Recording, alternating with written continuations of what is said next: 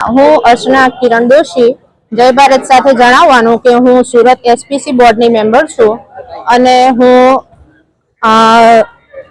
આમ જે શેરી ડોગના હોય એમની હું સેવા કરું છું અને એમને ફીડ પણ કરાવું છું અને એમની કંઈ પણ તકલીફ હોય તો હું એસએમસીમાં જાણકારી પણ આપું છું કે ભાઈ એસએમસી થ્રુ અમને થોડી હેલ્પ મળી શકે.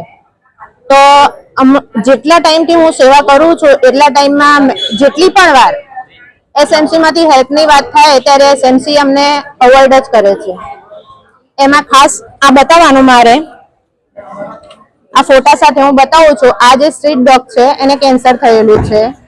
એસએમસી માં જ્યારે કોલ કર્યો ત્યારે એ એવો જવાબ આપે છે કે અહીંયા અમારી પાસે આને રાખવાની વ્યવસ્થા નથી, એને ઠીક કરવાની વ્યવસ્થા નથી.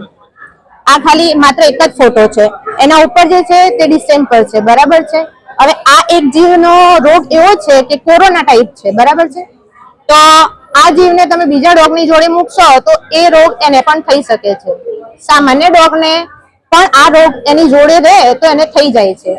તો હવે આને રાખવાની વ્યવસ્થા એસએમસી કરવી જોઈએ, કારણ કે આને મેં 4 દિવસ સુધી મારા ઘરે રાખેલું છે.